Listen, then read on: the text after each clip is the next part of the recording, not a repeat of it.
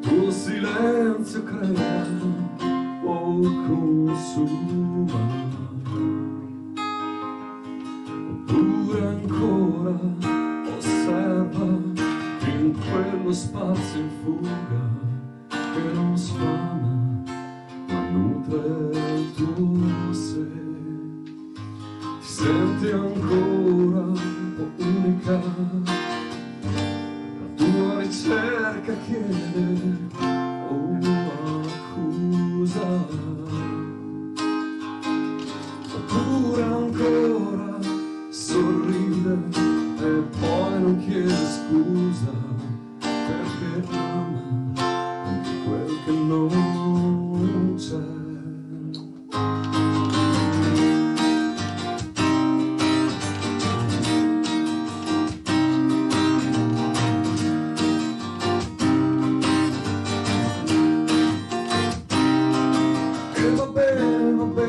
Sempre conviene, ma stavolta forse, chi lo sa, osservare, schiarire, girare, invertire, poi magari cambi se ti va.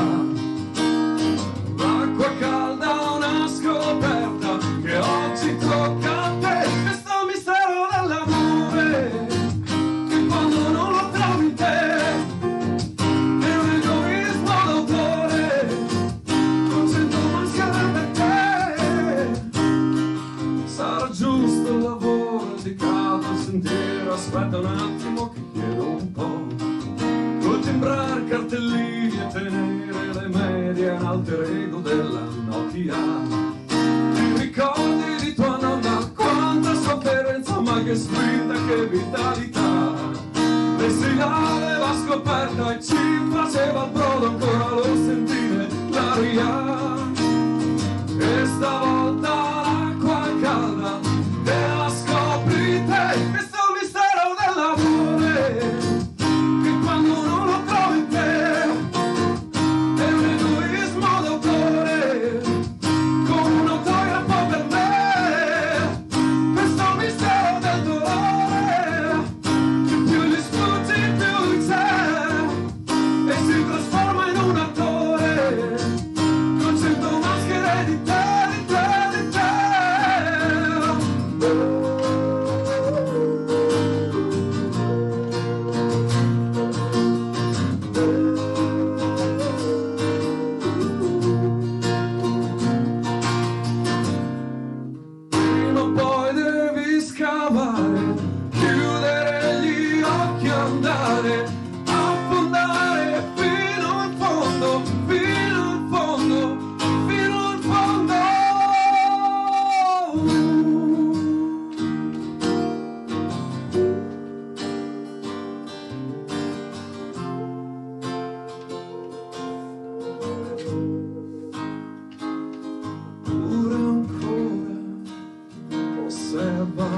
In quello spazio in fuga che non sfama, nutre il tuo sé.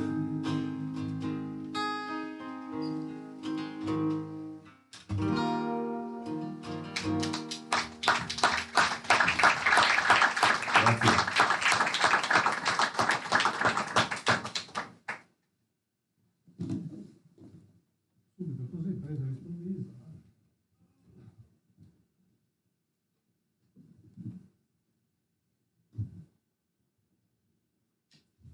Intanto buonasera.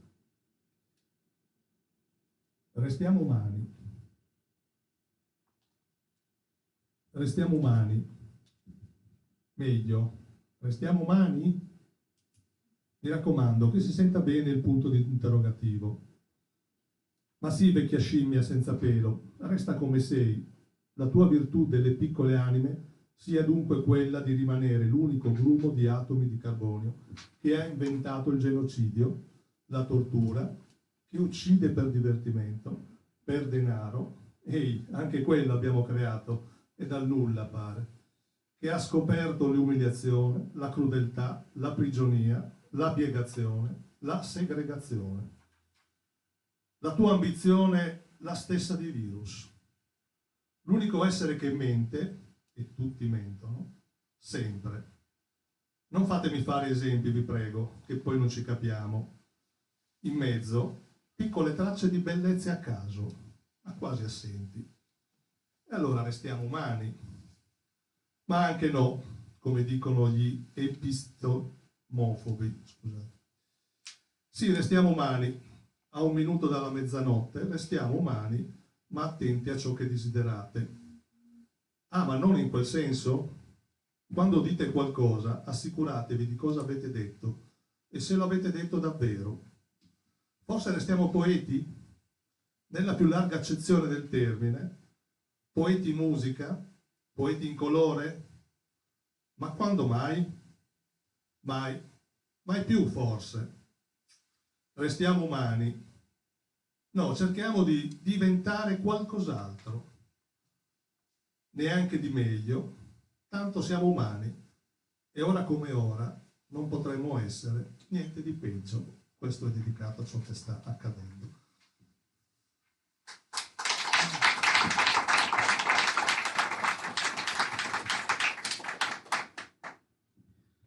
Beh, anche questa che leggo io adesso direi. Ricordo che le marginalità della vita ci venivano raccontate come arroccate sulle terre di confine, sulle isole, le altre isole che erano l'inizio di un'altra storia. Erano la salvezza dei sognatori, dei ritratti sociali e dei naufraghi della televisione in bianco e nero. Ricordo che i confini erano le parole degli altri, gettate oltre le trincee dei nostri miraggi. Erano quelle utopie che auspicavano il crollo dell'individuo elevato a Dio. Era l'inizio di una storia raccolta al di là del muro, oltre la grata dove fuori ancora si muore.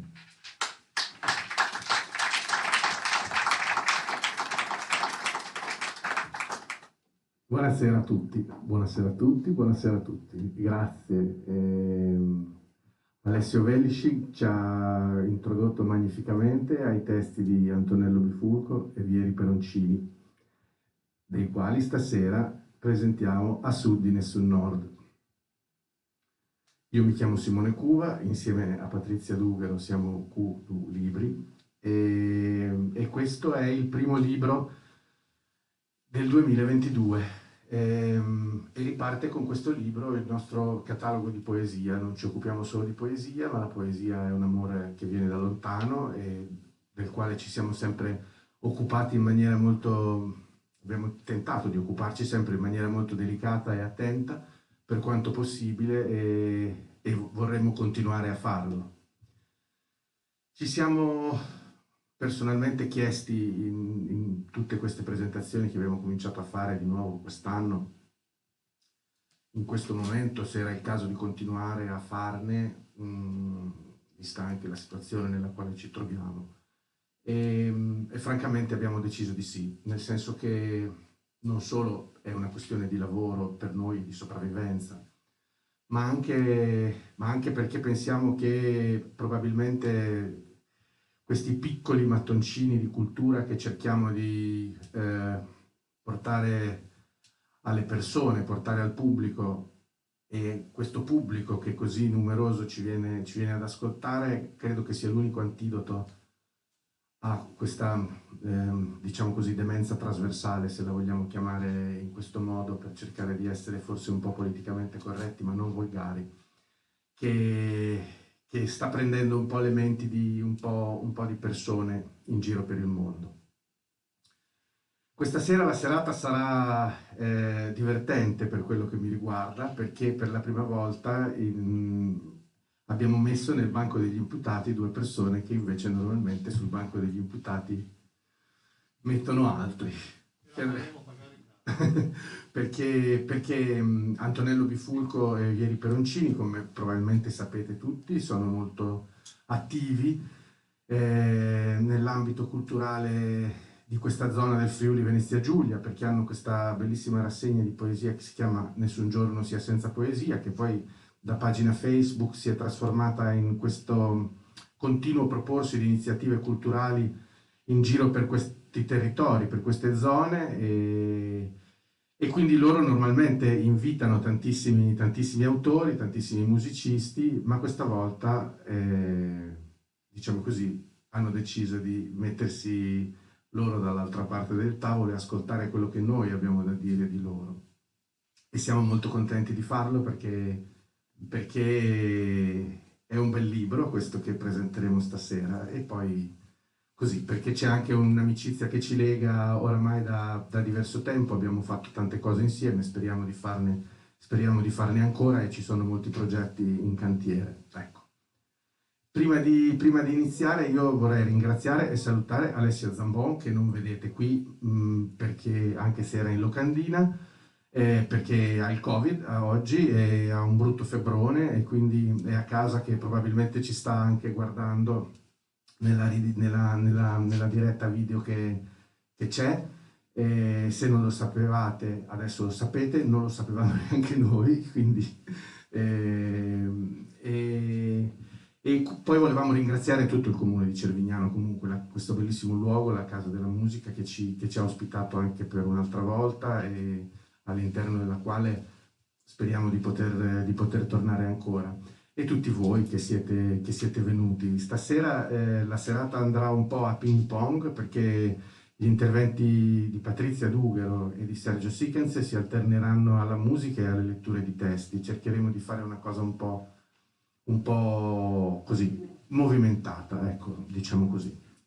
Quindi io vi saluto, vi ringrazio ancora per essere qui, lascio la parola a Patrizia Dugaro e poi proseguiremo la serata andando avanti. Grazie.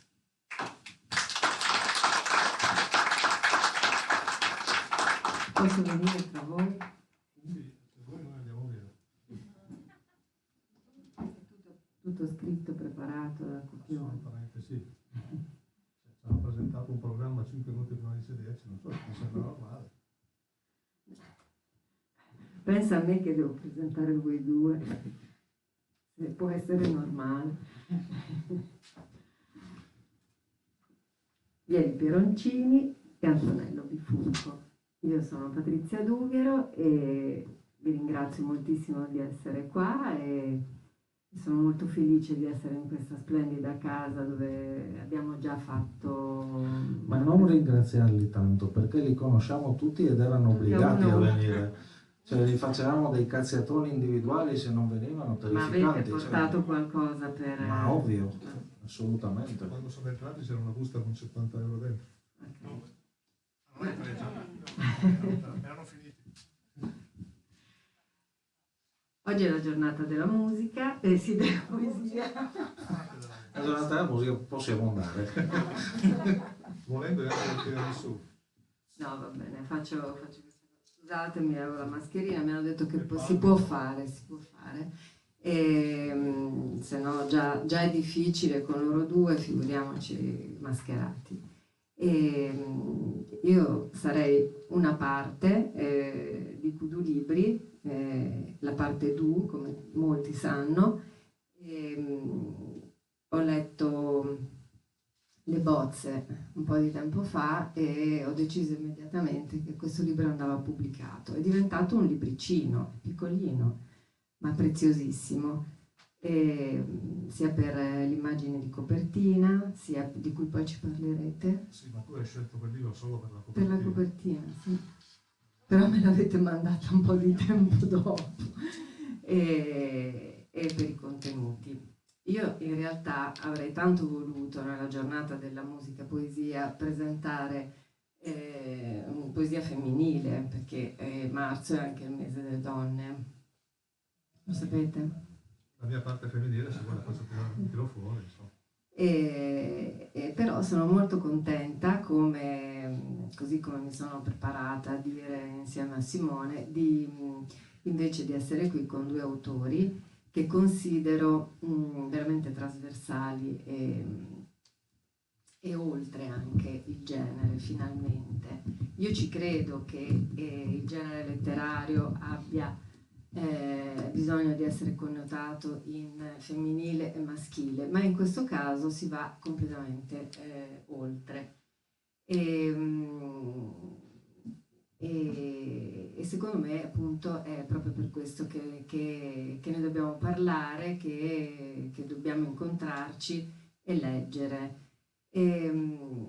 La vostra poesia mi ha colpito intanto per questa peculiarità così a quattro mani, che ho visto anche fa parte. Però, ecco, ok. No, ma lo sapevo che sarebbe stato difficilissimo, perché uno è abituato a presentazioni canoniche di poesia lirica, con delle critiche ben fatte, ecco. E invece mi avete piazzato questo microfono enorme. Ecco, insomma, no, torniamo un attimo dall'inizio.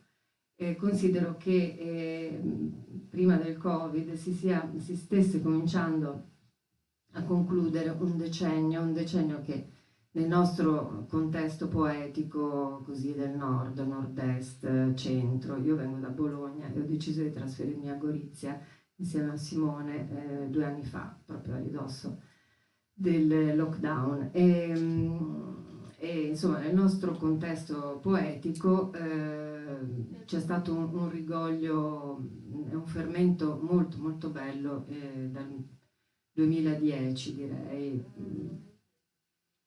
Non si sente? No, sentivo.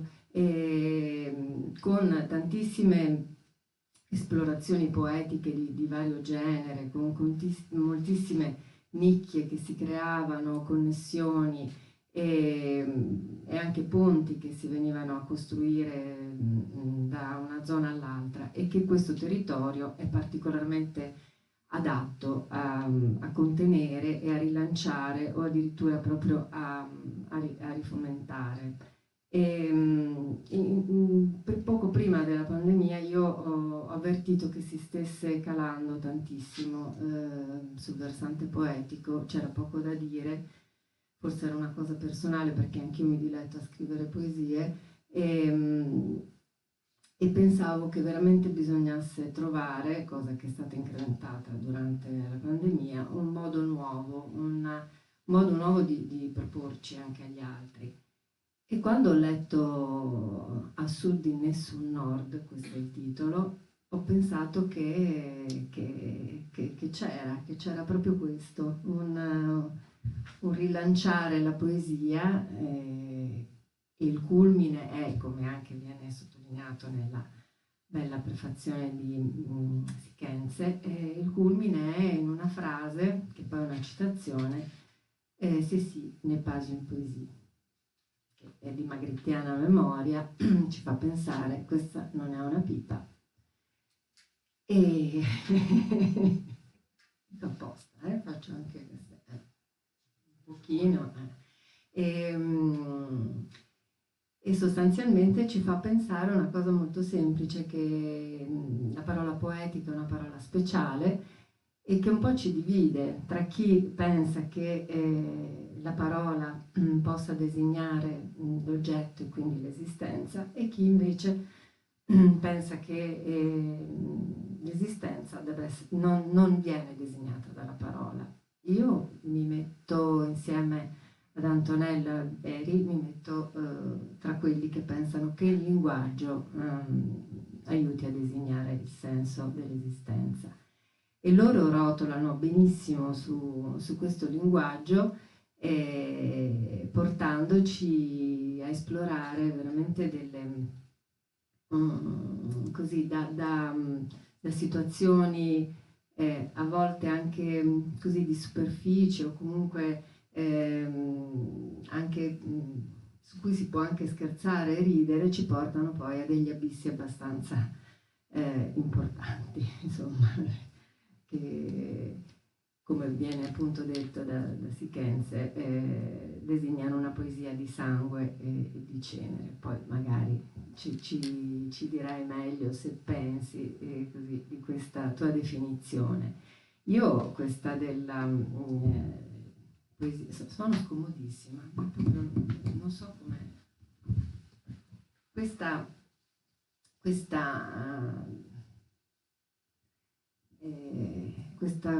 così, la definizione di sangue la troverei soprattutto in codice a barre, non so se voi la volete leggere.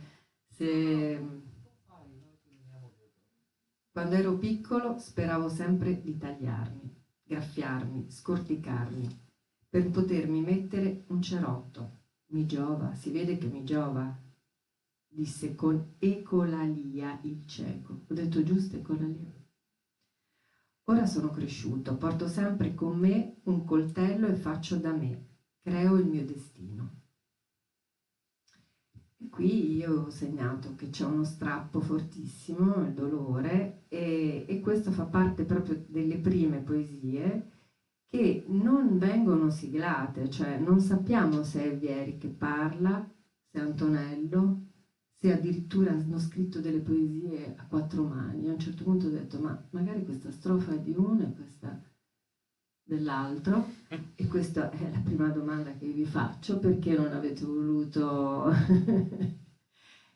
così rivelare pienamente? Vi dobbiamo inseguire, dobbiamo capire da questo aggettivo, capisco che Antonello, interessante. Qui nella prima parte io ho trovato il passo del Montanaro, nella prima parte, che è sempre introdotta da una sì, introduzione prosastica, insomma quasi sì, un'introduzione vera e propria.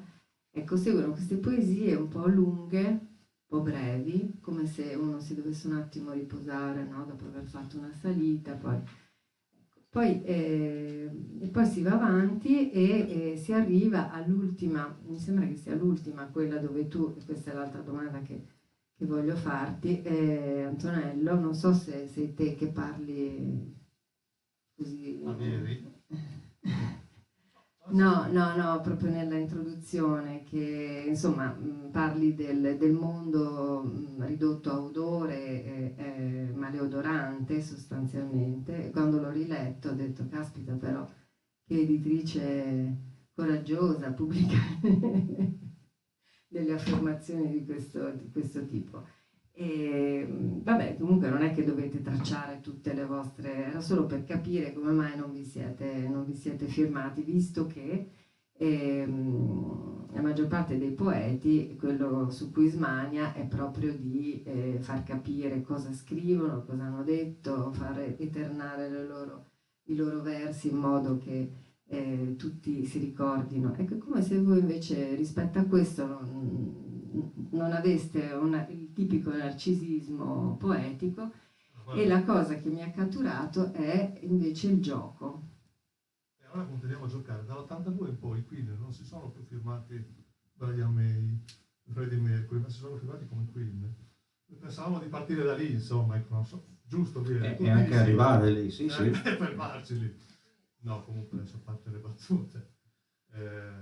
Questo libro alla fine è un itinerario, è un viaggio, è un luogo che non si sa dov'è, naturalmente, non vogliamo che si sappia, ma alla fine questo luogo è un luogo tutto nostro, è un passaggio di più momenti vissuti non so se ti ricordi, era il dicembre 2018, qualcuno mi chiama, rispondo, ma senti, ma se facciamo qualcosa, te lo ricordi, se facciamo qualcosa insieme e lo chiamiamo Nessun giorno senza poesia, parte tutto da lì, no? Da lì è iniziato un discorso, è iniziato un momento in cui si è cominciati a stare insieme, ma era un percorso che avevamo già iniziato frequentando Loredana Marano, la poetessa, insomma, del Cervignano ben conoscono, ed è stato un passaggio poi veloce a dire cominciamo a scrivere qualcosa.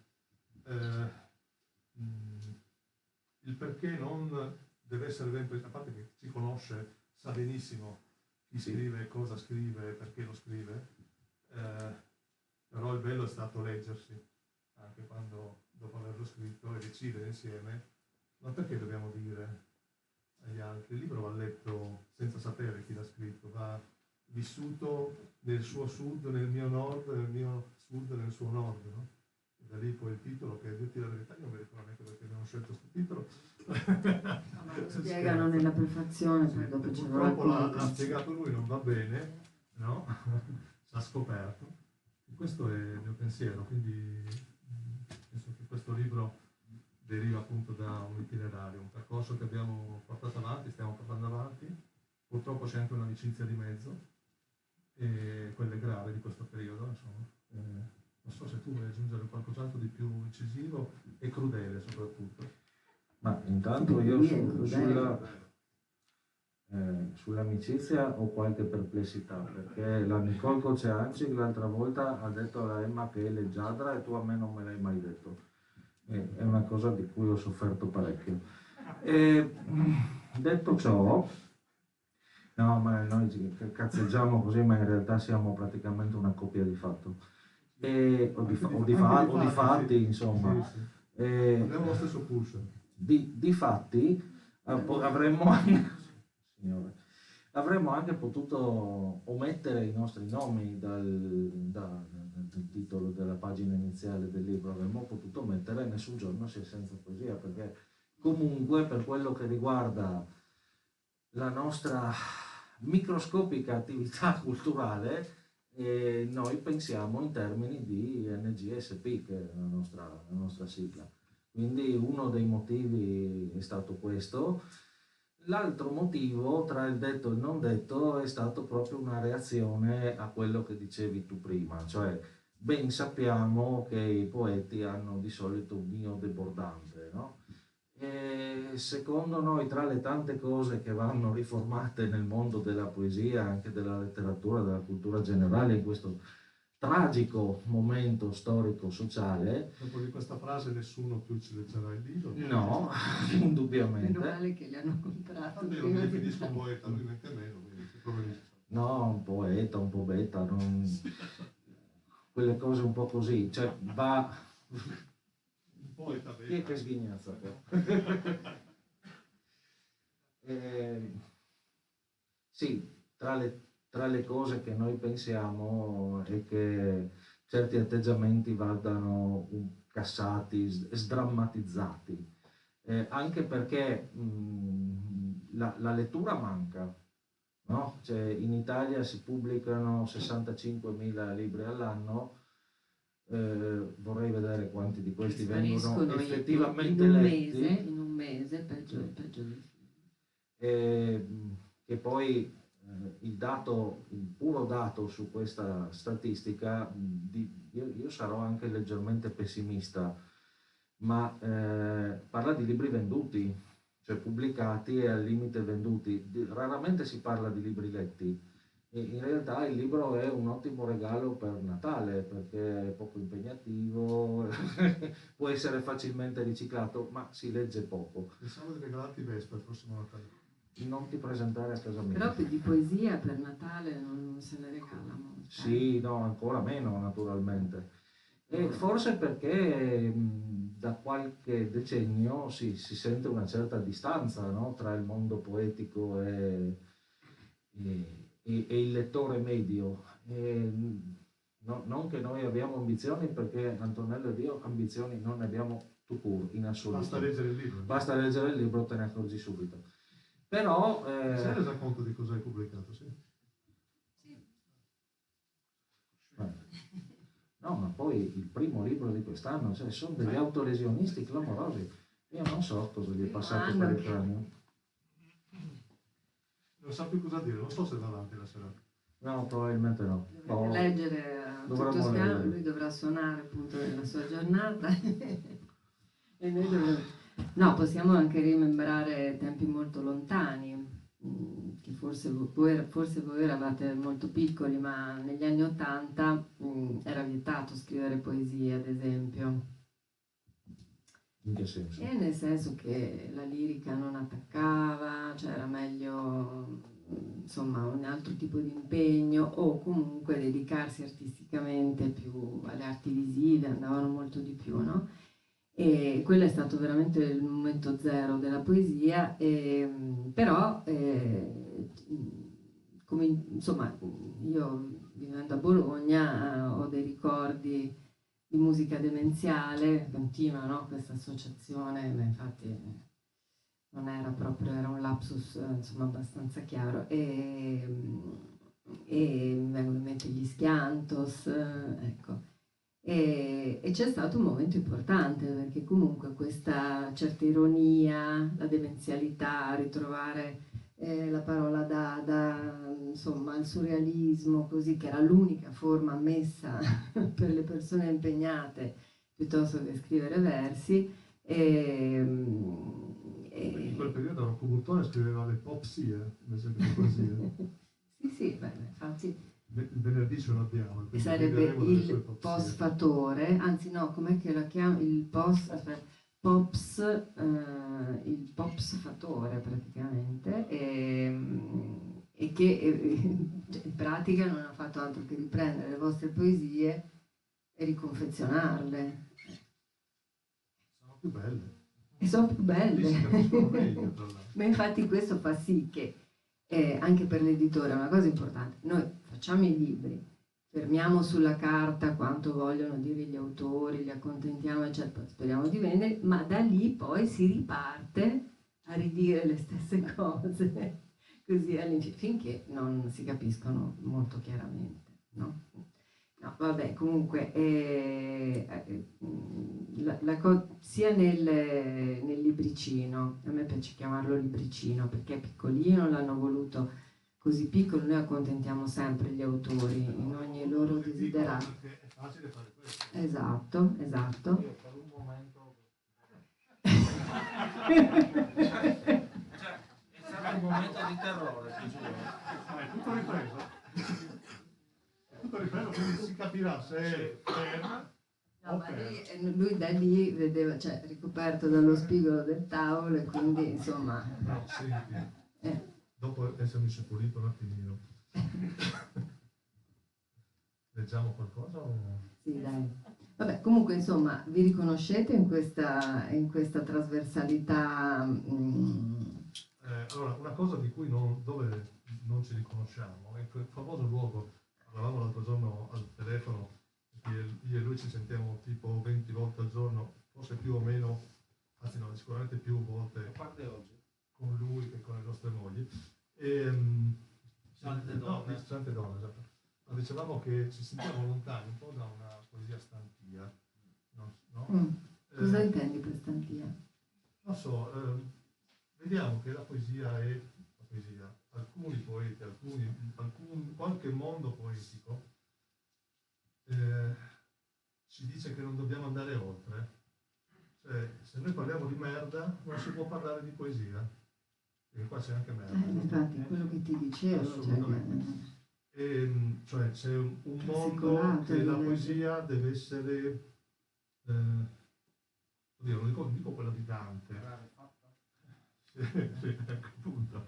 Non dico che deve essere quella di Dante o quella di quale altro poeta più importante, per carità, dobbiamo leggere qualsiasi poeta, anzi ben venga la lettura di Dante e della Divina Commedia, di Pasolini, visto che siamo le donne di Pasolini. Petrarca, possiamo anche rileggere. Ma io l'ultimo libro di Petrarca l'ho visto nel bidone della spazzatura, comunque vabbè, quello è un altro discorso. Leopardi.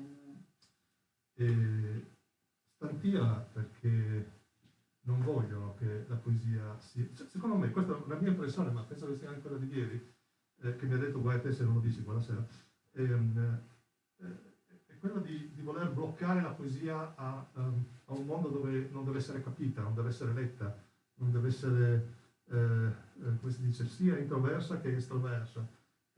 È più facile scrivere una poesia e leggere una poesia introversa che una poesia che faccia pensare divertendosi. Non so se mi sono capito. Io no, tu? Poco. Esatto. C'era diversi anni fa, c'era un certo Roberto Vecchioni che tra l'altro qua in Italia stiamo ancora discutendo se il cantautorato sia poesia o meno. Nel frattempo nel mondo reale Bob Dylan ha vinto il Nobel e se l'è meritato. E questa è la risposta, secondo noi.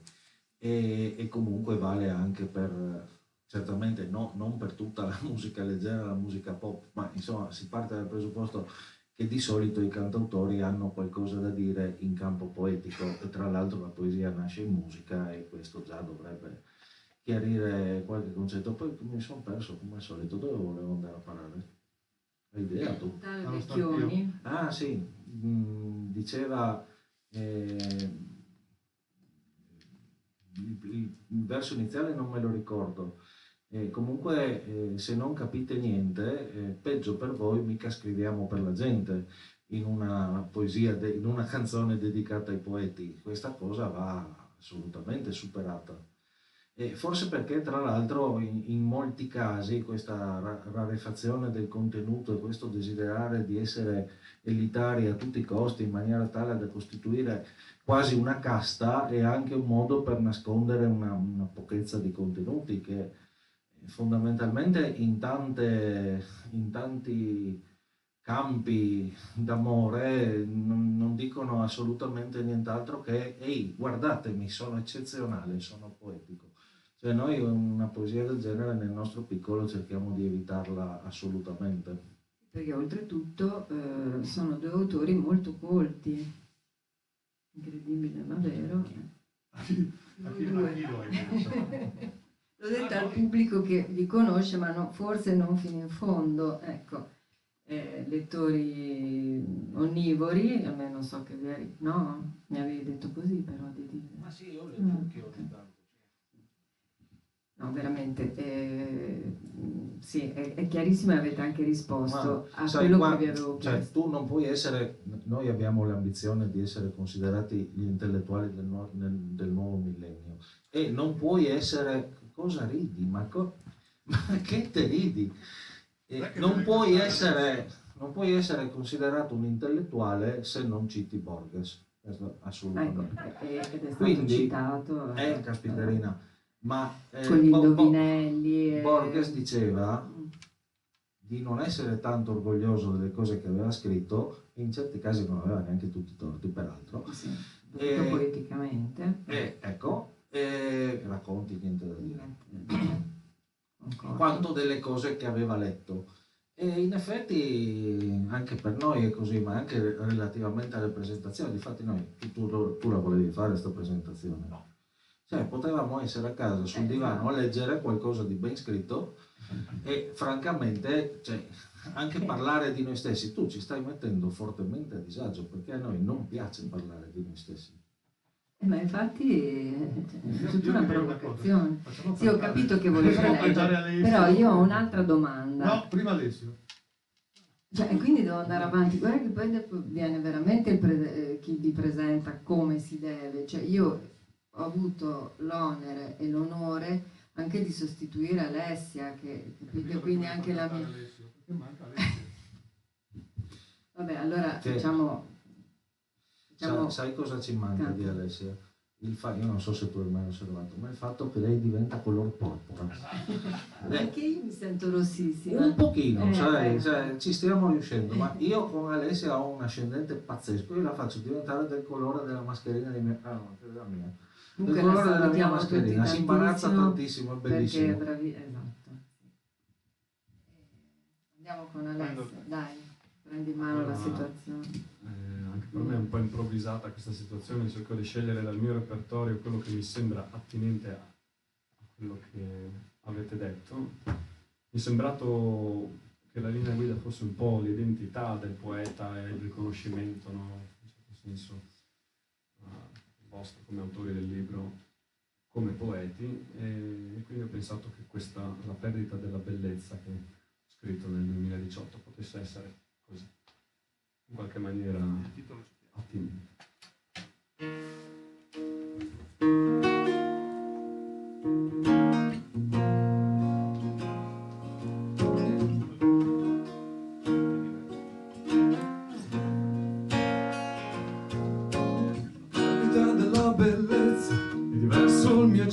Giorno dopo giorno, il mio creare è difficile da riordinare, come la mia camera vista e sognata diversa, il mio risveglio ancora lì se stessa a ricordarmi che son tutti lì pensieri, ma te non ce l'ha materia.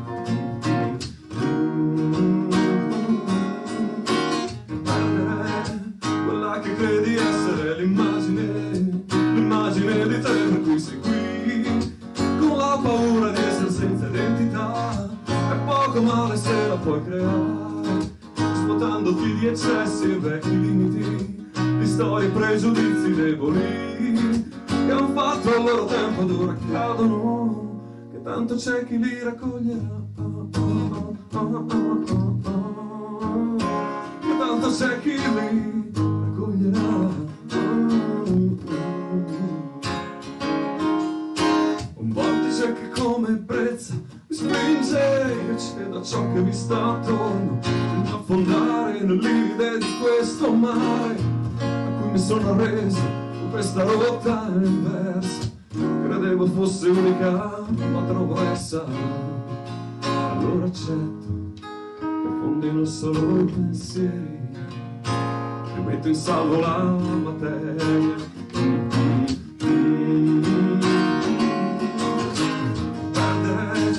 Quella che credi essere l'immagine di te per cui sei qui, con la paura di essere senza identità. È poco male se la puoi creare, svuotandoti di eccessi e vecchi limiti, di storie e pregiudizi deboli che han fatto il loro tempo ed ora cadono, che tanto c'è chi li raccoglierà. Che tanto c'è chi li raccoglierà.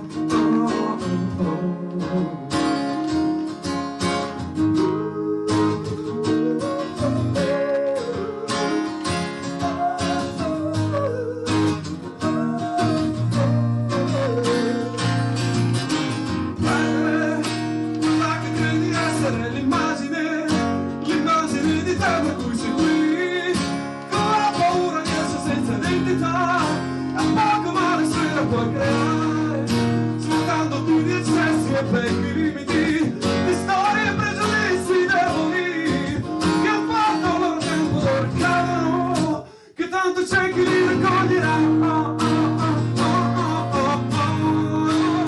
Che tanto c'è chi li raccoglierà.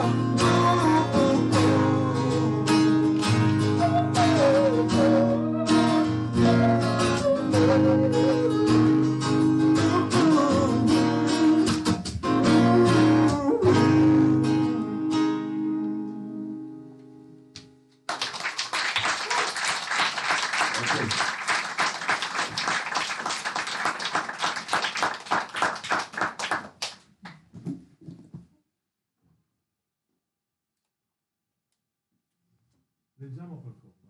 Allora, come un insetto nell'ambra. Nella lingua italiana l'indicativo è il modo verbale della realtà, quello che serve cioè ad esprimere ciò che pertiene il sensibile del certo. L'indicativo ha 8 tempi, uno per il presente, 5 per il passato in tutte le sue sfumature e 2. Non si sente? No. Forse è spento. Adesso si sente? Secondo me devi toglierti la mascherina. Allora riprendo da capo. Nella lingua italiana l'indicativo è il modo verbale della realtà, quello che serve cioè ad esprimere ciò che pertiene il sensibile ed il certo. L'indicativo ha 8 tempi, uno per il presente, 5 per il passato in tutte le sue sfumature e 2 per il futuro. Di questi, uno, il futuro anteriore, ha in sé un'idea di passato, poiché esprime qualcosa che accadrà dopo che un'altra azione si sarà conclusa. Insomma, una delle massime espressioni evolutive dell'uomo, la parola, è legata linguisticamente al passato, alle azioni concluse, a ciò che non è più. Si può lecitamente pensare che ciò non abbia implicazioni psicologiche e che non sia simbolo della natura umana. Il presente non esiste ed è sostanzialmente un'astrazione. Del futuro si può dire ben poco, se non che è destinato a diventare rapidamente passato. Quest'ultimo, pur costruito da due cose che sfumano l'una nell'altra, e non essendo più per definizione pare essere ciò che davvero conta, suddiviso ed analizzato in tutte le sue sfaccettature. Costituisce la base dell'essere, anche se l'essere stesso ha contorni alquanto sfumati. Ma comunque con i suoi 5 tempi verbali e mezzo, passato occupa la stragrande maggioranza dell'orizzonte emotivo degli uomini ed è la stragrande maggioranza degli uomini. Si può capire bene quindi l'enorme difficoltà di quasi tutti noi poveri mortali a vivere davvero il presente, a guardare il futuro, mentre restiamo prigionieri del passato come un insetto nell'ambra.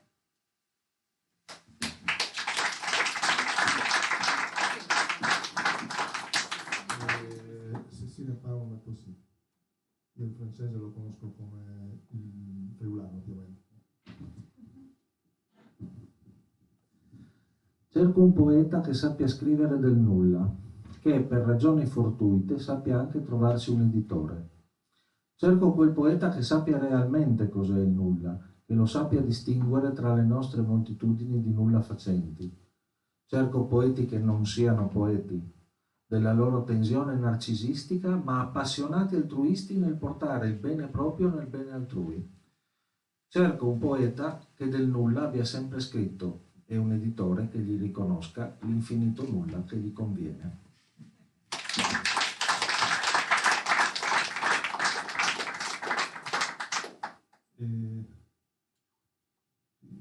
Quando scriviamo, aspetta un attimo, metto a posto quelle carte, sistemi i libri e poi lo scrivo, quel racconto, lo butto giù, quella poesia. Abbi pazienza un momento, devo tirare il fiato, un po' guardo quel film che è importante, devo leggere quel libro e poi riparto. Sopravvivo all'inverno mentre mi preparo ad affrontare l'offesa della luce estiva sugli scogli, con la testa tra le mani, e poi ricomincio, come un fungo velenoso.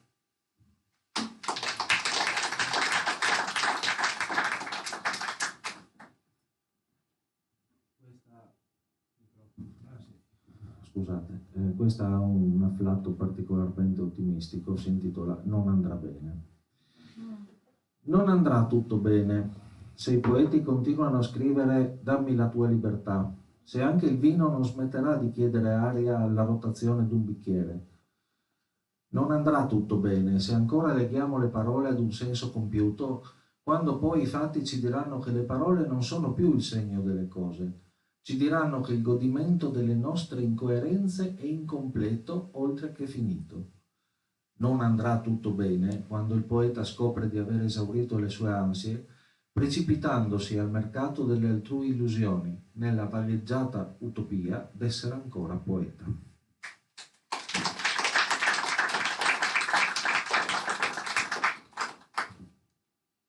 Ho imparato a leggere, scusate, corso per dimenticare il titolo. Ho imparato a leggere molto presto tra le righe, nel buio, nelle lacrime, nelle ferite e nelle cicatrici. E poco più tardi ho imparato a scrivere, pennarello indelebile sulle stesse superfici. Io sono Bartleby. Avrei preferito di no.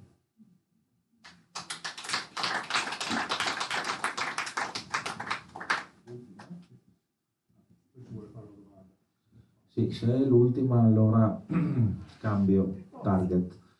Questa è abbastanza breve. Ho fatto il caffè, il cane ha cagato e anche per oggi il mio posto nel mondo me lo sono guadagnato.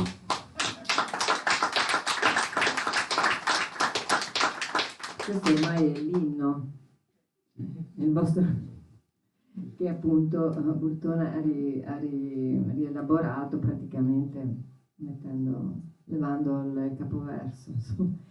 No, non voglio tediarvi, assolutamente non voglio tediarvi, però così devo fare anche un po' di domande, ma già hai risposto ancora prima che ti facessi la domanda, perché una era sul tema della memoria e sul vostro concetto di ricordo, e mi è piaciuta moltissimo questa introduzione, che non era appunto una poesia, no? La prima lettura che ha fatto Antonello, perché veramente questa condizione che ha la lingua italiana di tanti passati e il presente che scompare È veramente un'intuizione bellissima. Ce l'avete avuta insieme questa intuizione? È una cosa di cui avete discusso a lungo oppure così? Discutete quando... Cioè, ma in linea di fate massima dei... noi discutiamo solo su dove andare a cena. Altre grossi cose? motivi di scontro non abbiamo. No, ma discussione nel senso no. Non sto finendo, stavo finendo. Ah no, neanche ho finito. Vai. Vai. No, allora, grandi discussioni come vedi non ce ne possono essere, se no per prendersi per i fondelli, ma nel senso che chi si prende meglio per i fondelli? No, non ci sono mai state grandi appassionati discussioni, né abbiamo avuto bisogno di dirci quello che dovevamo scrivere, anzi veramente ci postavamo nel nostro cloud, si dice così, no? Yeah. Quella roba lì. Nella nostra nuvola postavamo le poesie e ridevamo uno dell'altro e ci davamo volendo anche manforte per fare meglio di quello che avevamo appena fatto alle volte, ma non perché credevamo in quello che stavamo facendo, ma solo perché ci stavamo divertendo. E penso che poi alla fine la poesia sia questo, divertire e riuscire a far divertire gli altri, perché io ritorno sempre al fatto che la poesia non ci è stata insegnata bene, ma non perché non ce l'hanno voluta insegnare, ma non ci hanno fatto capire nella scuola che la poesia è bellissima, cioè senza poesia non si vive, secondo me tutto è poesia, da lì nasce il nostro titolo della nostra associazione, e ogni cosa, perché la poesia è una cosa bella, già la parola poesia dà il significato di bellezza, e non ci hanno insegnato, noi stiamo leggendo questo libro, scusate, non è il vostro, non l'avete pubblicato voi, però è un libro di Cesare Viviani, La poesia è finita, diamoci pace, a meno che, io ve lo consiglio, lo so che non si deve fare con l'editore presente, no, adesso a parte, noi siamo partiti da questo, e da una frase semplicissima. Chi ama la poesia, prima di scriverla, ne leggerà tanta. Prima di amare la propria, amerà quella scritta da poeti che nei secoli hanno fatto conoscenza hanno fatto conoscere la loro opera. Chi scrive versi senza aver prima smisuratamente amato la poesia è un povero naufrago nel mare del narcisismo. Questa è la poesia. Noi vogliamo questo, noi vogliamo aver letto centinaia e migliaia di poesie, ne ho parlato una a caso, della Patrizia Cavalli, ma ne avremo un'infinità di poesie. Volevi una poetessa? Vuoi un'altra poetessa? Vuoi che ti legga una poesia? Sì, anch'io adoro Patrizia Cavalli. No, ma adesso dobbiamo dare, perché sennò poi dicono che c'è anche il narcisismo di chi presenta i poeti, perché sarei ora a parlare con voi, cioè a parlare, insomma. Quindi il gioco, l'amicizia tra due poeti, non solo due poeti, ma due autori che vogliono fare della poesia una comunità. Oggi proprio a Radio 3, proprio prima di venire qua, per la giornata internazionale eccetera, veniva intervistato Milo De Angelis proprio sul tema della comunità, dove sta andando la comunità poetica, e questo è appunto, penso sia il vostro intento, e che si sposa perfettamente anche con quello dell'editrice e anche editore, ma visto che è casa editrice, no? Sta benissimo dire editrice. Con la schwa.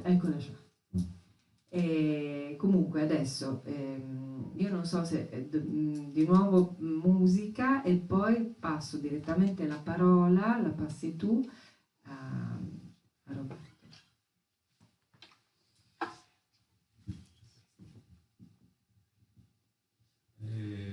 Venendo qui questa sera avevo pensato di cantare solo brani in italiano dal mio repertorio, che in realtà prevede anche una parte maggioritaria di brani in inglese. Poi ha avuto paura di Burtone. No, poi ho sentito questa ultima vostra chiacchierata e pensando un po' al concetto di narcisismo e al narcisismo in particolare nell'arte, nella poesia, anche nel fruire e quindi anche poi nello spirito delle persone. Ho pensato di trovare un collegamento tutto sommato significativo con un brano in inglese che si intitola Jesus Christ Syndrome, la sindrome del Gesù Cristo, che parla appunto di come tante volte nella vita abbiamo bisogno di trovare degli assoluti e di farne un assoluto anche per gli altri, quindi non solo di crearci una corazza per noi, ma anche di imporre che la stessa corazza funzioni per il resto del mondo, che credo sia anche un po' ciò che sta alla base poi del narcisismo, se vogliamo. Quindi, perché ci tenevo a farla? Perché poi si collega a un altro pezzo successivo che mi interessa. A mi piace.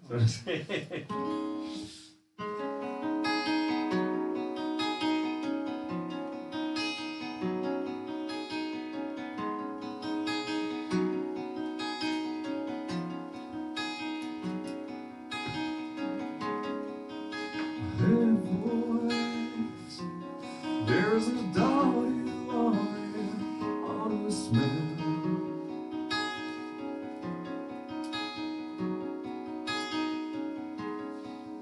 I see your joy, and I'm grateful I can understand.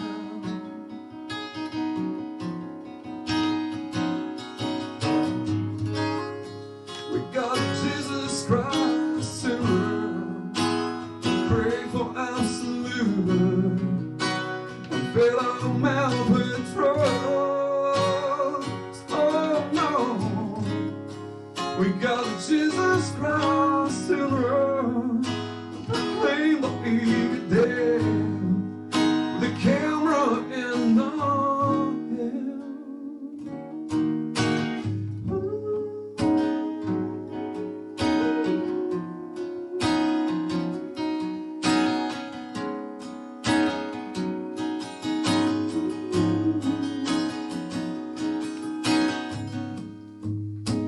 Got a point, you did you well, still you have no regrets.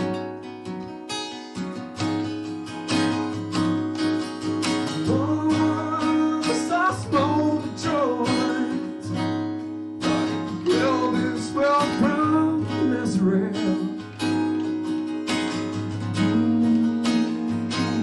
You know, we got a Jesus Christ to run, pray for absolutes, and fill our mouth with trust. Oh no, we got a Jesus Christ to run, and proclaim the eager sail, the camera in the hand.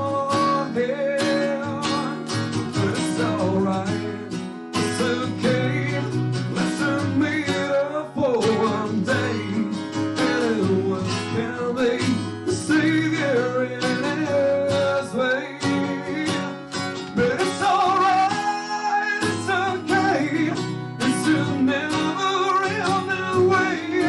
It's so beautiful, surrender every day.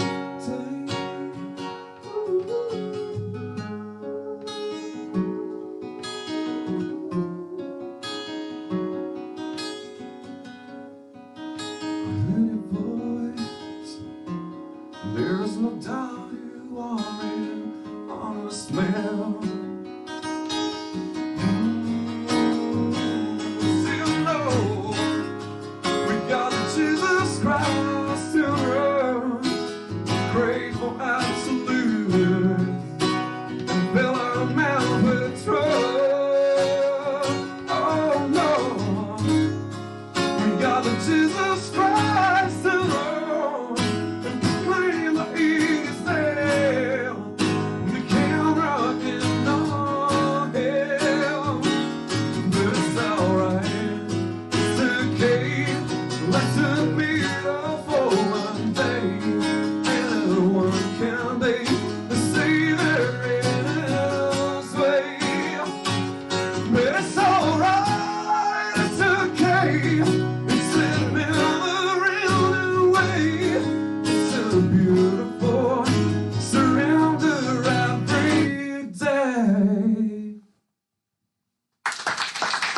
Grazie a lei,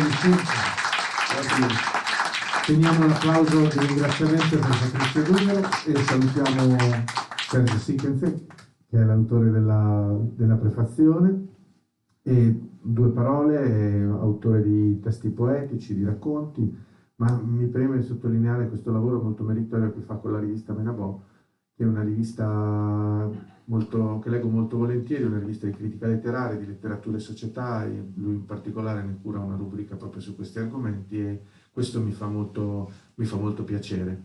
E poi volevo solamente dire una parola sull'autore della copertina, Stefano Tartarotti, che è un bravissimo disegnatore, un bravissimo illustratore, un vignettista. Mi piace molto questa copertina con questo Io sono Bartleby che esce dalla testa di Melvilliana memoria, e tra l'altro l'ho riletto da poco, il libro di Melville, e così è stato interessante questa coincidenza, perché l'avevo letto poche settimane, pochi mesi prima che ci arrivasse il file, insomma, ecco, tutto qua. Ecco Sergio Sickense, che si siede al centro. Buon appunto, io poi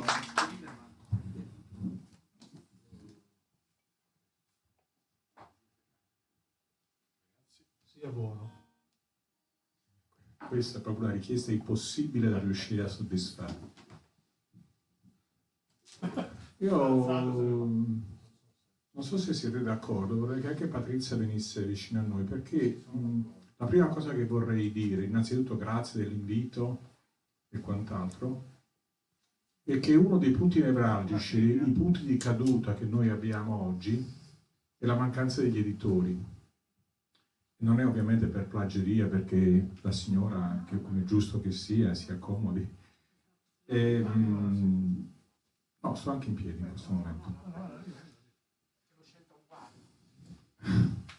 No, dicevo, il discorso della poesia degli editori sarebbe un discorso molto lungo, interessante, e penso che un giorno i nostri due nocchieri che ci conducono in questo mare sarebbe interessante farlo, questo ragionamento. Li conosco bene, quindi conosco che dietro l'ironia c'è tanto attraversamento di deserti, come amo definirli. La posizione degli editori è fondamentale, non solo ovviamente per il genere poetico, che è nato prima della lingua scritta, forse a molti potrà sembrare strano, ma prima della lingua scritta, prima che fosse formalizzato in qualche modo il segno grafico, prima che ci fosse l'artificio dell'alfabeto, Gilgamesh, per esempio, il grandissimo poema nella zona appunto tra il Tigri e l'Eufrate, come amiamo dire, veniva recitato, ma non c'era una lingua scritta. Quindi la prima cosa che ci possiamo domandare alla presenza di due autori è perché dopo 5.000-7.000 anni si sente ancora il desiderio di scrivere quella che noi definiamo oggi qui poesia. Seconda considerazione è il fatto degli editori. E mi spiego meglio. C'è un paradosso nel quale noi tutti stiamo incorrendo, ma è il paradosso della contemporaneità. Il paradosso della contemporaneità è l'utilizzo di uno strumento di comunicazione, cioè la rete, che fino a, posso dire, qualche anno fa non esisteva, e questo ha completamente modificato, come spesso succede nelle cosiddette rivoluzioni, poi sul termine potremo discuterne. C'è un paradosso nel quale diciamo, questo mare della informazione, del pensiero completamente slegato da qualsiasi tipo di intermediatore culturale, come lo sono gli editori, sta vedendo la presenza di cosiddetta poesia. Ci sono tante persone che ritengono, pensano, immaginano di scrivere poesie, e così non è. contraddico in questo, no, non è questione di alzare la manina per dirsi io mi chiamo fuori, perché voi purtroppo non vi siete chiamati fuori, con questo libro vi siete dichiarati, e quindi anche sottomettete spoglie. Infatti nella mia introduzione, prefazione di cui non vi dirò nulla, anche per la curiosità, loro giocano molto non solo sul paradosso, ma anche su una delle cose più difficili da fare, e cioè sulla charade, sul nascondimento. Ritorno al discorso che facevo, che a me preme molto. Oggi l'editoria non solo sta subendo una crisi dovuta, come negli anni 70, prima Patrizia citava gli anni 80, il famoso cinema, il cinema è morto, cioè tutte queste dichiarazioni, questi epitaffi messi da qualche parte, ma per il fatto che non ci sono più editori. Non ci sono più editori, cioè non c'è più quel soggetto che fa l'intermediazione tra noi, il pubblico, la gente, gli autori come in questo caso, e che ci conducono attraverso il tentativo di mettere a nudo ciò che gli autori stessi non sono in grado di fare. Oggi l'editoria è di fatto, in sostanza, semplicemente un prodotto e un mercato. La mancanza degli editori, io cito Einaudi, a cui sono molto legato per il segno culturale che ha lasciato in questo paese, ma non solo a livello internazionale. Cito soltanto che presso Einaudi c'era un certo Italo Calvino, che non era soltanto un autore di Einaudi, è stato, soprattutto nel dopoguerra, quello che ci ha consentito fondamentalmente di capire perché c'era la democrazia in questo paese. La poesia è segno di democrazia. Mentre noi stiamo qui parlando, mentre loro due ci leggono le poesie e ci aprono squarci di mondi, in questo momento ci sono poeti che sono sotto i bombardamenti, perché i poeti sono sempre stati nei posti più scomodi della terra. Ci sono dei poeti cinesi giovanissimi di cui ogni tanto si riesce ad avere notizia, anche molti poeti molto giovani che si sono suicidati perché chiusi dentro le fabbriche di produzione di cellulari da cui non possono uscire. Questa è la poesia, indipendentemente dalla modalità attraverso cui viene veicolata. Non voglio entrare nella vexato questo, nel dibattito, il verso libero, in questo momento non è importante. Sto dicendo che c'è una funzione da sempre, che è una funzione politica e sociale, a cui noi stiamo derubricando verso un prodotto. E gli intermediari di questa funzione sociale e politica sono gli editori. Senza gli editori noi non conosceremo probabilmente il 90% delle cose che ci hanno formato, ci hanno messo in forma. Passiamo a questo libro che secondo me è conseguente a questo tipo, a questo mio accorato appello in questo momento. Prima Patrizia mi chiedeva come mai determino la poesia, le poesie che siamo, due autori che si continuano a nascondere attraverso i versi di cenere e di sangue, perché rappresentano i due opposti che nella poesia non esistono, come nella poesia non esiste il tempo.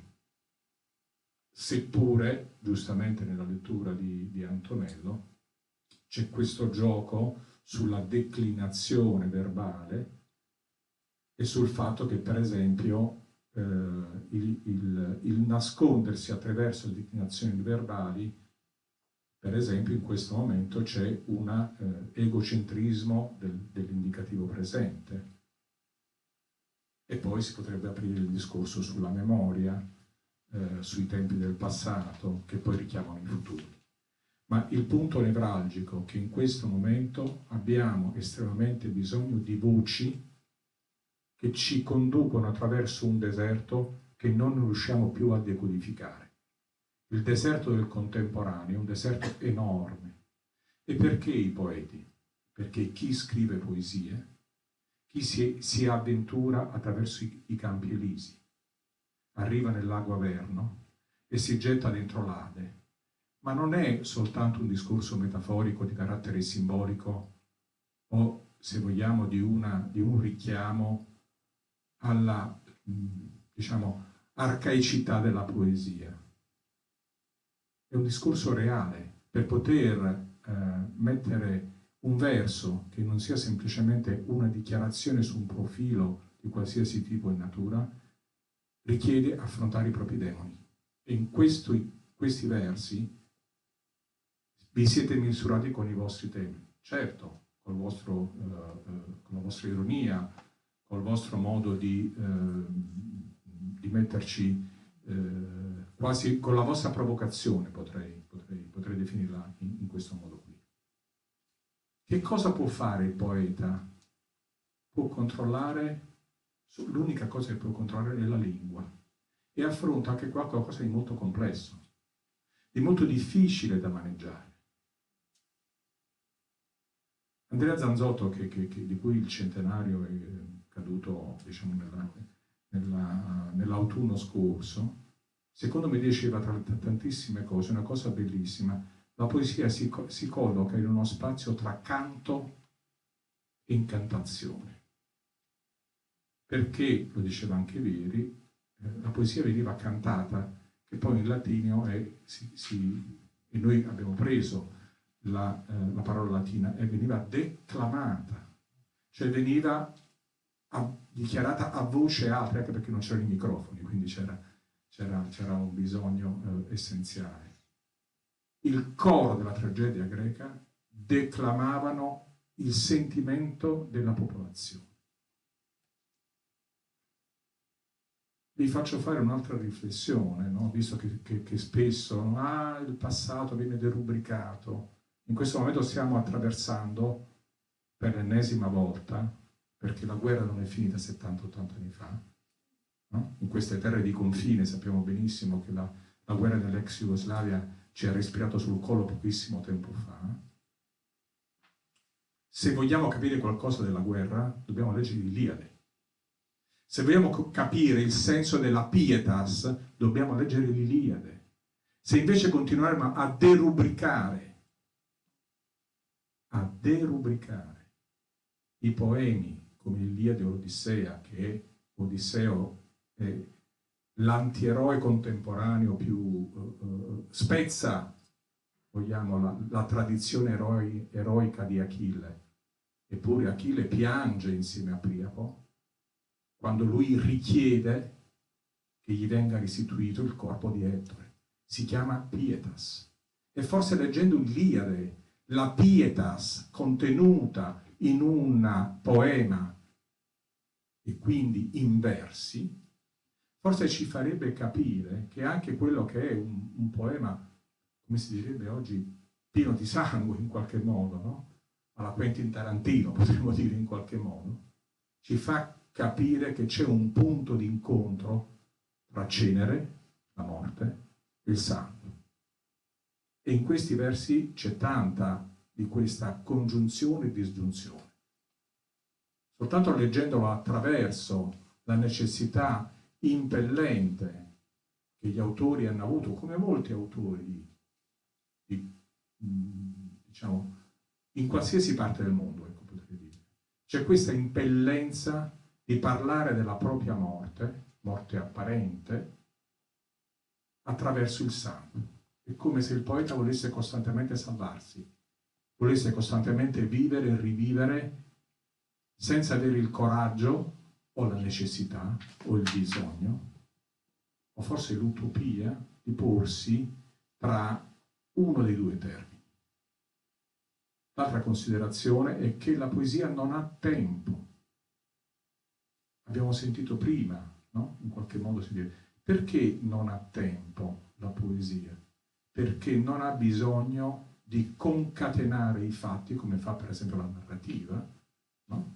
Se due persone sono in una stanza, improvvisamente si dice che lei, mentre era abbracciata a lui in un amplesso, aprì la porta, non è possibile, a meno che non ci sia, volutamente da parte dell'autore, una trasposizione onirica. La poesia non ha bisogno di questo. È di per sé stessa sogno, ma un sogno concreto, un sogno di sangue, un sogno di ceneri, un sogno che parla di sconfitte, un sogno che parla di morte, un sogno che parla di vita. Ma per fare questo c'è bisogno che gli editori ritornino non solo a pubblicare la poesia, come in questo caso, ma a capire il valore culturale attraverso cui la poesia ha messo in forma, cioè ha informato la nostra, civiltà, chiamiamola così. Per concludere volevo leggere una cosa, ovviamente, di questi due amici, che è una delle tante riflessioni che avevo fatto sul loro libro.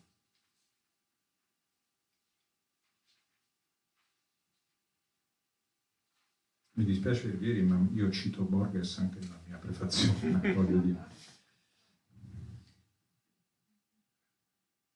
Sì, diciamo che Fervore di Buenos Aires non è proprio il suo testo amato, però, diciamo, ecco, perché cito Borges? Perché loro giocano con le finzioni, mi sembra molto evidente, almeno a me sembra molto evidente. Diciamo che il mio tentativo era quello di smascherare il titolo, perché su di nessuno non c'entra niente con questo titolo, o perlomeno c'entra tanto, ma il vero titolo, l'ha citato prima Patrizia, era nascosto, come è giusto che sia in qualsiasi charada, se no charada non potrebbe essere. Però volevo, concludendo, soffermarmi su un concetto, anzi su due concetti, mettiamoli così, di questo tipo. Il Borges di finzioni penso sia uno forse dei libri più noti, su Finzione alla Delphi, insomma, più conosciuti, più anche, se vogliamo, in un certo senso dico no, Borges è difficile, non capisco che cosa voglia dire, ma discutiamo. Borges in Finzioni scrive: l'uomo nel sogno e nella veglia considerava le risposte dei suoi fantasmi, cercava un'anima che meritasse di partecipare all'universo. E leggendo questo e rileggendo questo passaggio di Finzioni è emerso chiaramente, ai miei occhi almeno, che questa è una chiave interpretativa dei versi sia di Antonello che di Vieri, di cui non sappiamo, e francamente non mi interessa chi l'ha scritto, o se l'hanno scritto a quattro mani, o se nel cloud di nottetempo il Signore dei Pixel li ha mescolati. Ogni mattina apro i miei occhi sbagliando i tempi, perdendomi la parte migliore di un sogno bellissimo, quello di trovarmi ad un bivio e sapere dove andare. A dispetto di quello che dice il maestro Vieri, è molto borghesiana questa cosa qui, ma non è una diminuzione, voglio dire, no? Perché a un certo punto i sentieri in Borges si biforcano e viene fuori questa cosa. L'ultima cosa che vorrei dirvi è proprio sul termine finzioni, no? E su che cosa mi sono soffermato? Sul fatto che il linguaggio, che è qualcosa di fortemente evolutivo, noi pensiamo che il linguaggio è qualcosa che sta lì messo, congelato in qualche modo. La lingua è evolutiva, spesso consideriamo involuta, in ogni caso ha un suo processo evolutivo. Ma la cosa interessante è, per esempio, che il verbo fingere, se voi andate a consultare, non sono Treccani, per dirne una, ha avuto nel tempo non un continuo aggiornamento, nel senso che fingere è stato poi identificato in diversi modi. C'è stata una costante sovrapposizione e potrei dire stratificazione dei significanti del significante fingere. E io ho trovato dei versi che secondo me corrispondono esattamente, di loro due ovviamente, a questa evoluzione. Ad esempio, fingere vuol dire anche formare, plasmare e modellare. Qualcuno dice cosa c'entra? Sì, per esempio, in alcune poesie, il Pascoli, per dirne uno, c'è l'uccello che finge il suo nido. Noi pensiamo che mente, no, non mente, sta mettendo in forma. E loro scrivono: siamo lo specchio dei giorni perduti, mettono in forma il loro pensiero. Oppure fingere vuol dire inventare con la fantasia. E ovviamente sono stati smascherati anche questo. Ho le mani piene di tagli, scambio sempre la lama per il manico. O ancora, qui Leopardi è maestro in questo, rappresentarsi nella fantasia. E loro scrivono: mi piaceva creare in me ansie di seconda mano. Ancora, rappresentanze per mezzo dell'arte, questo vuol dire fingere, non la fiction che noi consideriamo, rappresentare per mezzo dell'arte. Io non scrivo, e non scrivo poesia, ma le parole scrivono me. E ultimo, simulare e far credere ciò che non è. Il titolo a su di nessun olio, non è il titolo della raccolta. Grazie.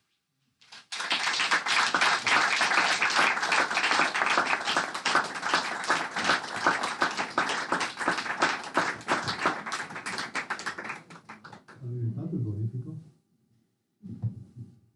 Ci hanno fatto fare un figurone stasera. Non so, io potrei anche andare. Quindi il bonifico dopo. Beh, intanto grazie. Intanto grazie per aver avuto il coraggio di leggerlo.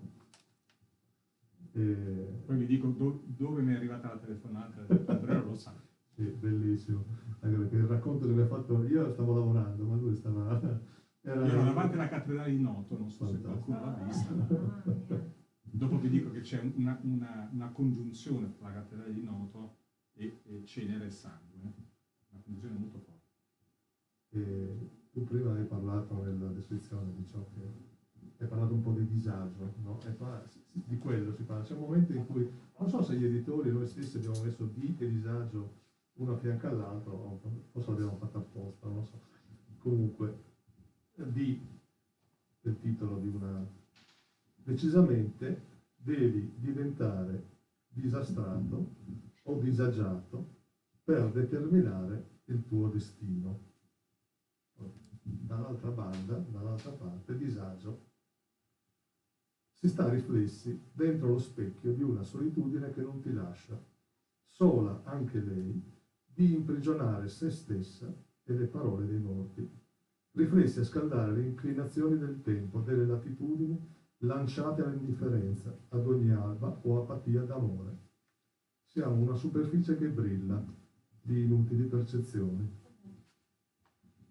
Questo è il disagio che parlavi dei poeti quando devono mettere poi alla fine se stessi, che devono avere il coraggio di tirare fuori quello che sentono, quello che hanno visto, quello che non sopportano di se stessi soprattutto, ma anche degli altri, perché viviamo anche con gli altri, siamo isole, ma insomma in un bell'arcipelago di molte altre isole, e alle volte dobbiamo trovare un po' di disagio da mettere e tirare fuori.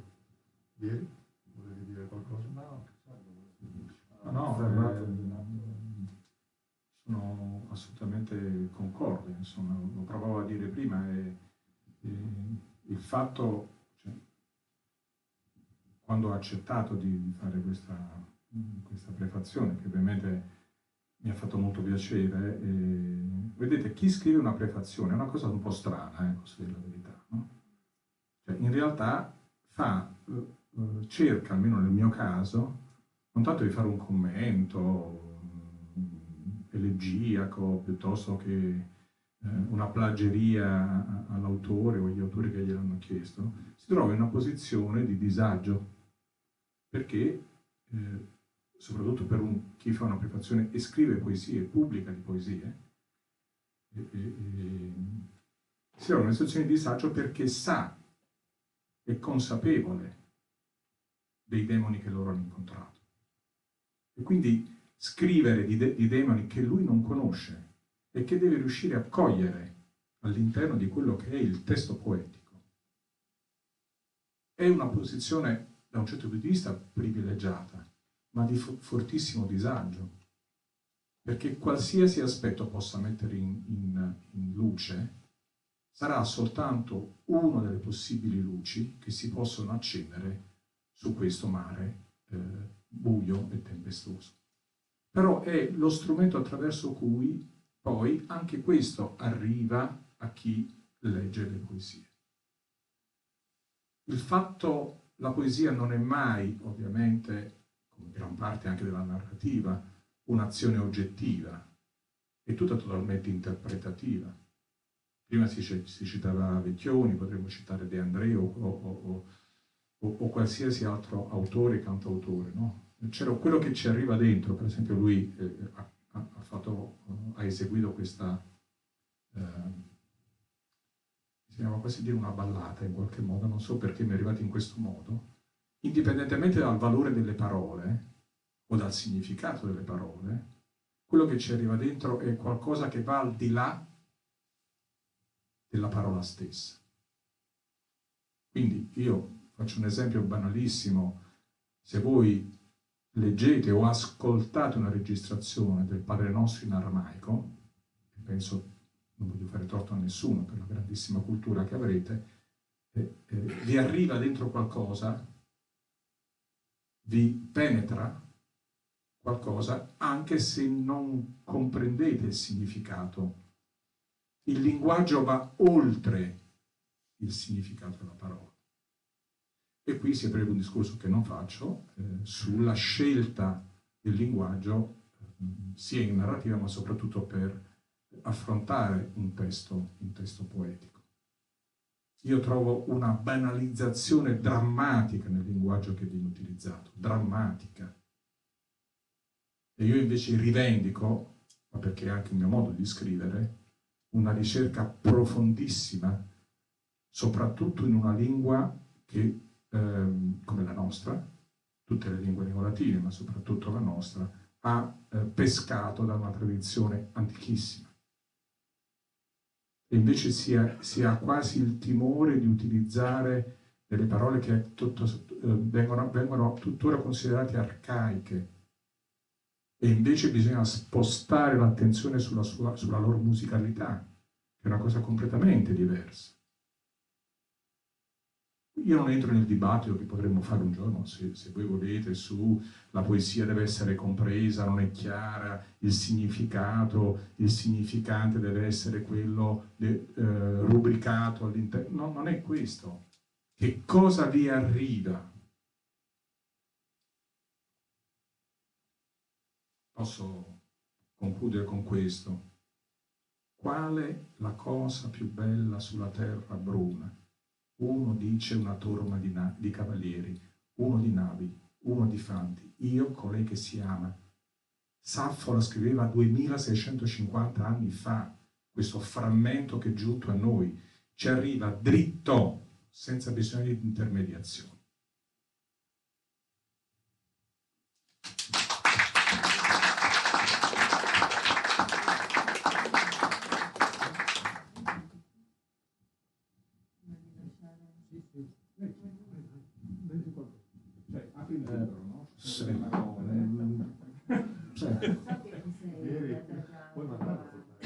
Sì, tranquillo. No, ma dopo con calma. Sì, io mi prendo i miei tempi. Sta caricando la molla.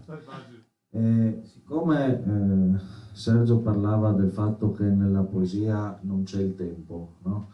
Ma alla casa della musica sì, e tra poco ci buttano fuori. Sì, ma è il mio compito riportare sulla terra i voli pindarici troppo alti.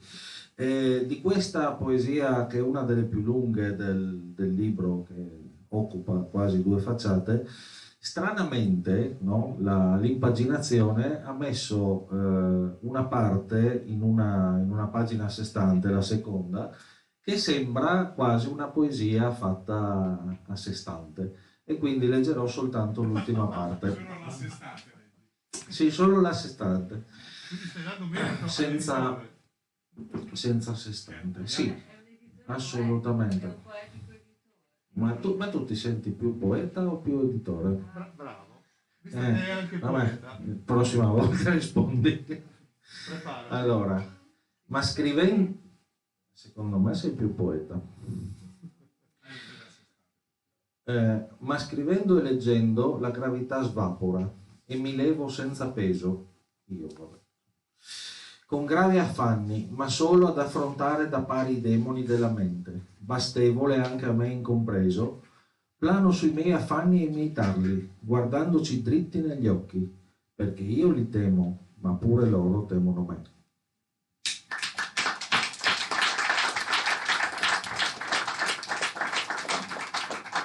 Facciamo la chiusa della lettura e si parla di distratti amici. Non mi guardare male. Sì, poi musica. Distratti amici. Noi, distratti amici, lanciatori di stelle nelle ore preziose di queste notti buie. Noi, ladri di parole, in sella ad una bici a mietere le distanze degli infiniti errori. Noi, il privilegio d'essere la spalla, il silenzio e la rabbia di sogni e speranze. Noi che nelle nostre guerre conosciamo ogni rumore, che spergiuriamo ed invochiamo un Cristo e la sua querela. Noi, sinonimo di follia che non conosce se stessa, noi desideri teorici ed eccitanti dubbi, noi distratti amici.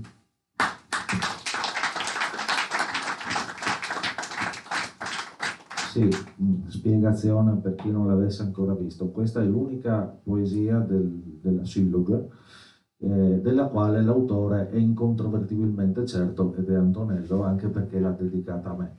E in maniera astuta, perché l'uomo lì è furbo come una volpe sarda, e in questa maniera sapeva che io non potevo mettere anche una mia poesia dedicata a lui in questo libro qua, perché sennò poi veramente convolavamo giuste nozze e tanti saluti, e ci tocca scrivere un altro libro in cui io farò altrettanto, quindi mi ha catturato in questo. La prima che abbiamo letto è la prima del prossimo libro. Naturale. Grazie. Andiamo alla chitarra. Antonello Bifulco, Ieri Peroncini, Patrizia Dugaro, Sergio Sickense. La regione Friuli Venezia Giulia è quella nella quale si legge di più in Italia, quindi continuate a essere rivoluzionari, continuate a comprare libri e continuate a sostenere anche l'editoria indipendente. Ci saluta Alessio Vesci. C'è qualche CD all'entrata per chi volesse. Grazie, grazie a tutti.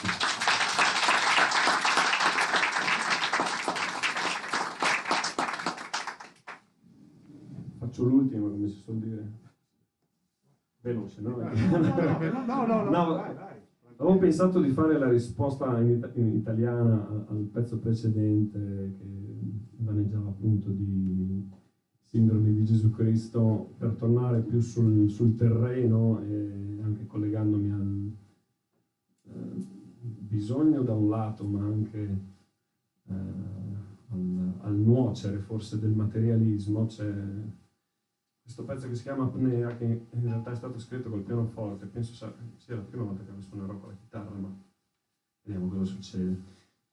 Ho fatto questa premessa solo per dire che non è un pezzo con cui concludere una serata così gioviale, non vorrei deprimervi dopo questa mare di risata. Eventualmente ce n'è una più sognante con cui si può concludere, comunque questa è Apnea.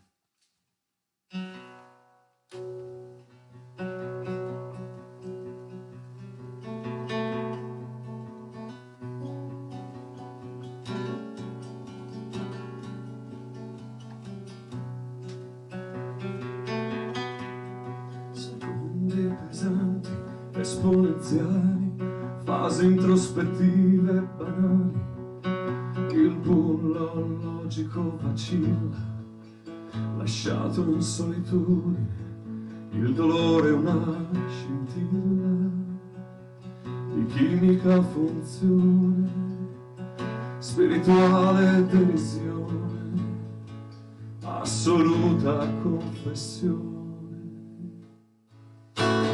Prova inconfutabile dell'umano in me, un calcio in culo ogni messia inattaccabile.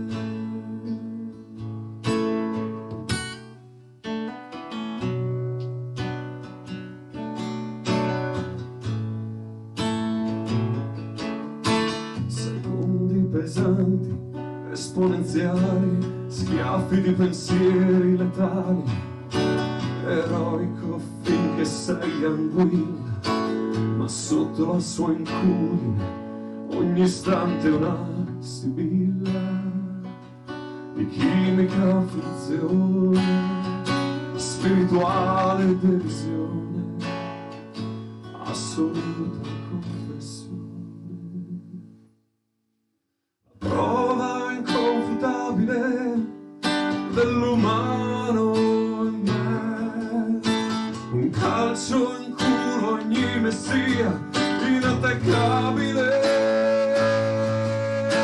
motivazioni dall'istinto incontenibile. La vita viene partorita in ogni istante.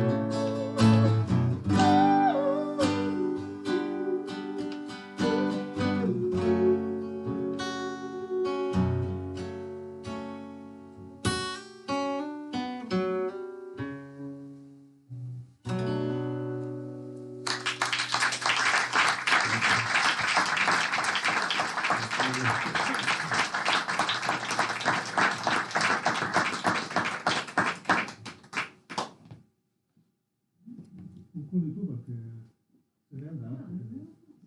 Concluso così, a posto? Qualche domanda? Adesso è la fatica, Sì, anche perché sono le 10 meno 10, quindi... in cui si chiede se qualcuno vuole intervenire, No, non lo so. qualche Non lo so. curiosità o...